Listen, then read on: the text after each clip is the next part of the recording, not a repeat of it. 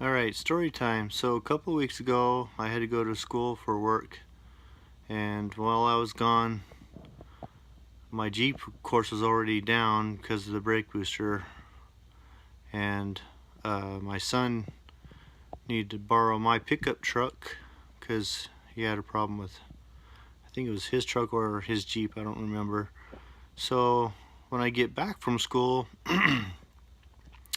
that either it was the next day, my son brings my truck back and he said the engine didn't sound right. So when he pulled up, I was listening to the engine, and of course it's in bad shape. It's got a bad rod knock now, so it makes it so that I have both my vehicles are broken. So I was pretty sad, pretty upset. Not really upset or mad at my son because there's nothing he could have done.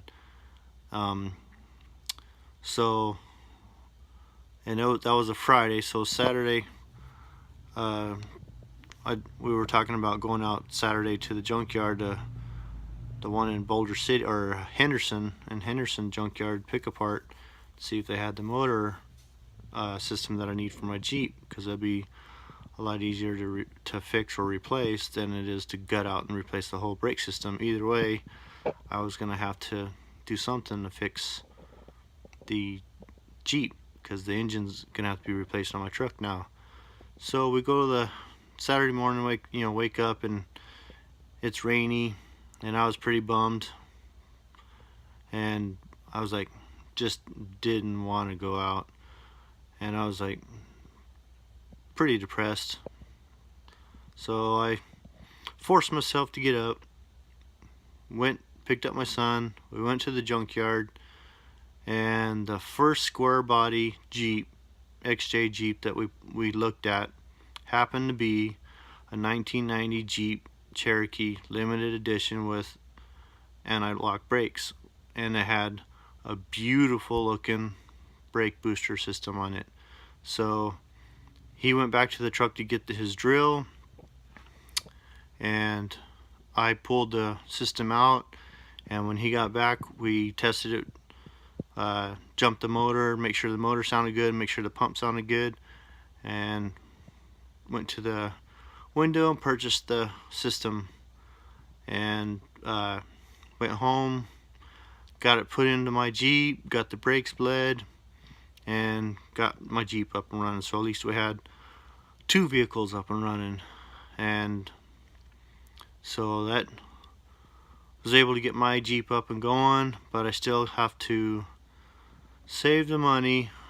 I found a couple engines, but it's anywhere from $700 all the way up to $2,000 for a new engine or a good used engine out of the junkyard. So I have to save up the bucks to get that. So while that's down, I just have my Jeep, and luckily before all that I was able to drive my son's Jeep back and forth to work until we got to the junkyard and got the motor replaced. And then just this past weekend we went to the junkyard to look for a couple parts for my dad's Jeep, and while we were there, the part that we were looking for his Jeep happened to be the 1990 Jeep Cherokee limited edition anti-lock brakes, and it had a complete motor system on it also.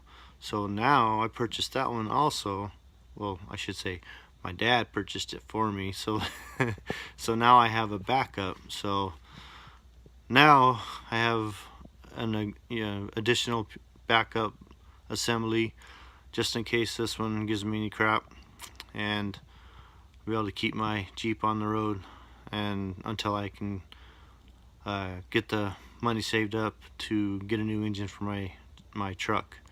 So that's the update on the Jeep. So the Jeep's up and running, but my Chevy pickup truck is down for an engine.